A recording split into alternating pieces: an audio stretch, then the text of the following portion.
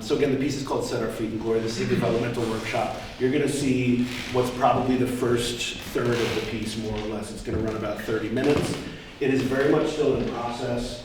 None of what you're going to see existed about like 60 hours ago. We've done all of this in the last 3 days. The artists have done incredible work.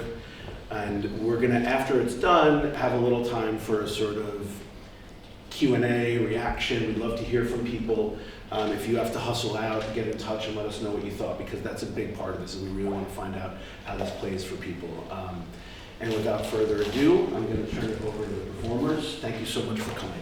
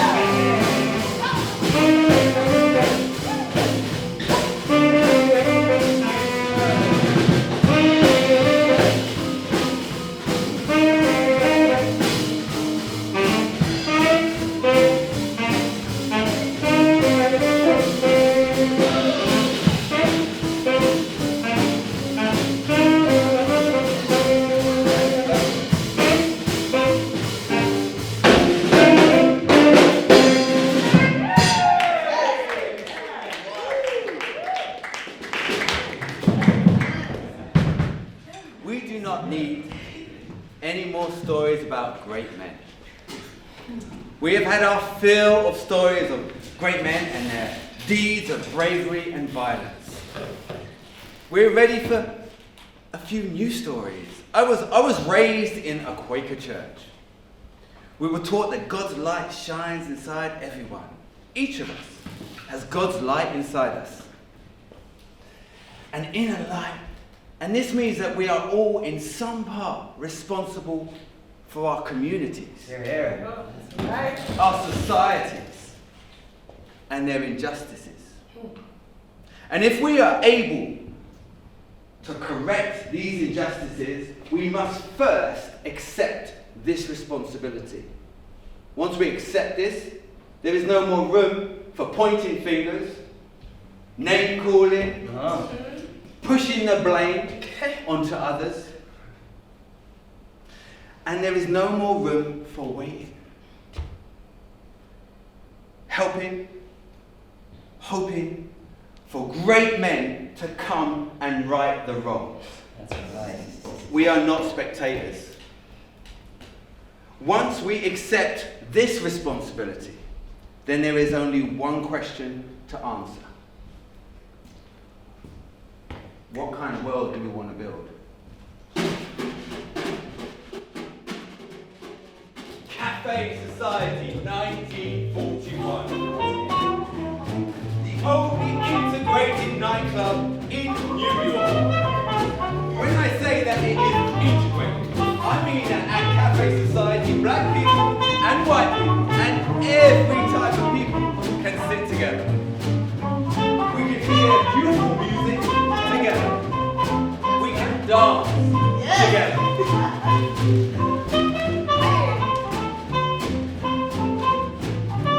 And if you will permit me, I shall take this idea of integration further. When I say that Cafe Society is integrated, I do not mean only that people of different races can sit together. At Cafe Society, ourselves can be integrated. We can be whole here.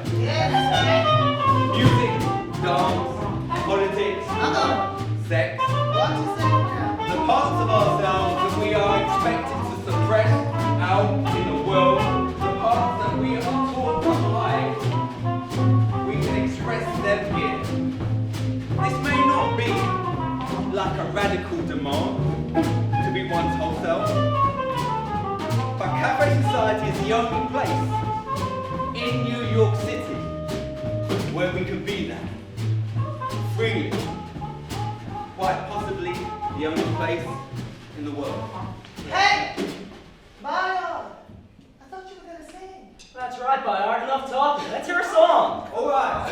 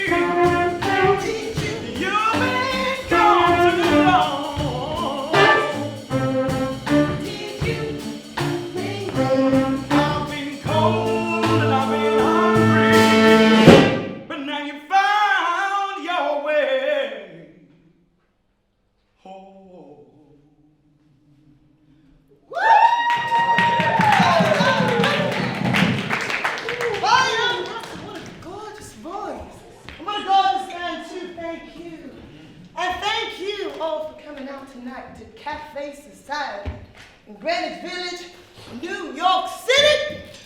Yeah. Welcome. My name is Pauli, and I'm so glad you're here. Tonight feels special. Woo! The year is 1941. Outside these walls, the world is a very violent place. We want to acknowledge that. We want to change that. Bayard is working to change that. We are working to change that. That's right. We are building movements of justice and peace and civil rights. And if you haven't heard of us before, you know, Bayard or me and we, that's all right. After all, it's the movement that matters. And when they teach us about the movements, you know, the abolitionist movement, the suffrage movement, the labor movement, they teach us about big people and big events.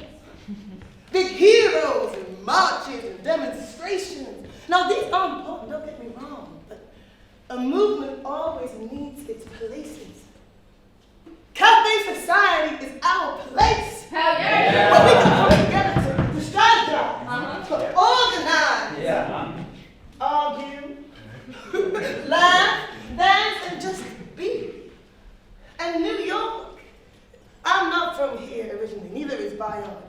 Where we come from a place where the horizon is very limited, especially for us black folk. Where we grew up, there were certain lunch counters you couldn't eat at, certain seats you couldn't sit at on the bus and at the movies. There were signs all over screaming at us, telling us that we were less than. That's right. And then we got to New York. We got to Harlem!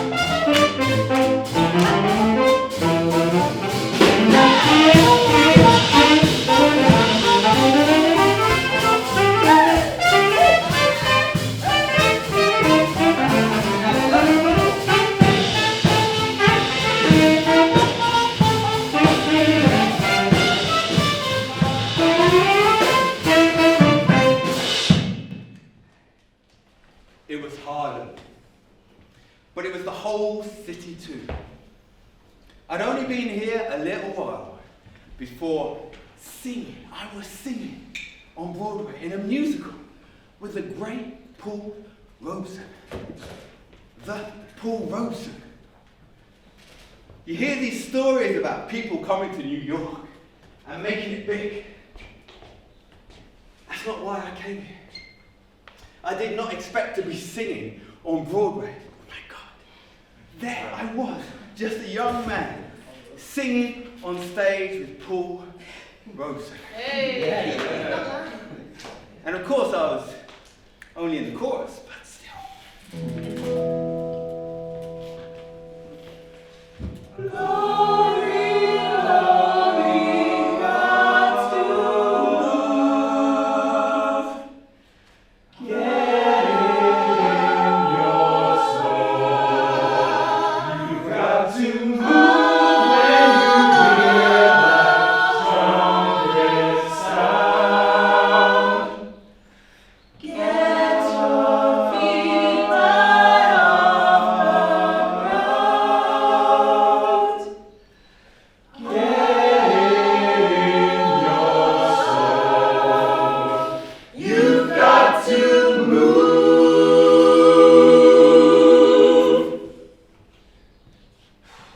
It was on Broadway that I met the great Josh White, blues and gospel singer.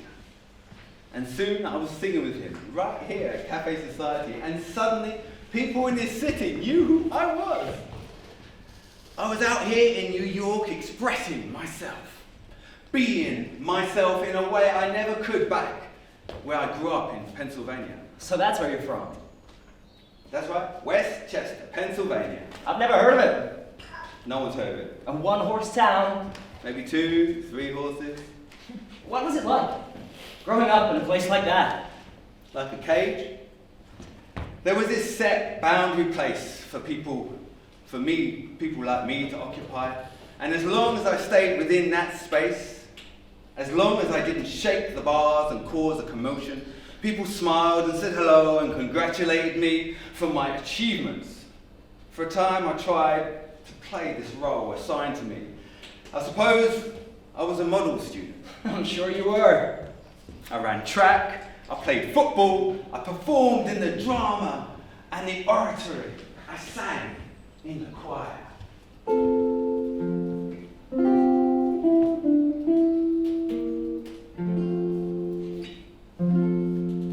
Have you seen but a white lily grow?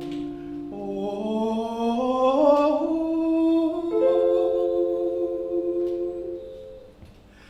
before rude hands have touched it, have you marked but the fall of the snow?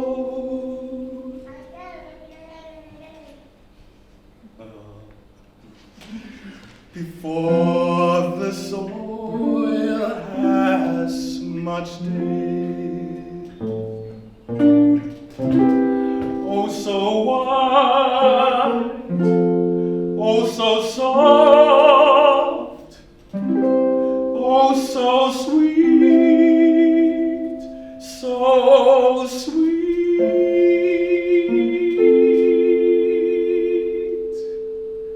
So sweet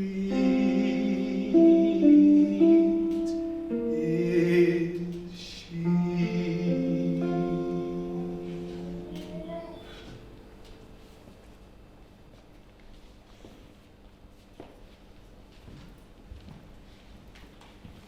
I bet everybody loved you. Not quite. My accomplishments were appreciated and the people were most certainly grateful for the victories on the football field, but I don't do well with authority, at least with authority that's not earned or warranted. There was a diner in town with no Negroes policy, so of course I went there and I demanded service. Yeah. There was a Negro section in the movie theatre, and you know, that's the place, that's the one place I was not going to sit. In Westchester, Pennsylvania, a boy like me was expected to be differential, and that's not my strong suit. Even then, when you were growing up. It's not who I am. It's never been who I am. When something is wrong, I speak about it. I can't leave it alone. They have their own Jim Crow in small-town Pennsylvania, and I would not follow. I wish I had that kind of courage. I don't know if you can call it courage. It had more to do with a kind of anger, I think. They told me I couldn't go somewhere, and the only reason was the colour of my skin. And I felt this fury. The only way to satisfy it was to push back.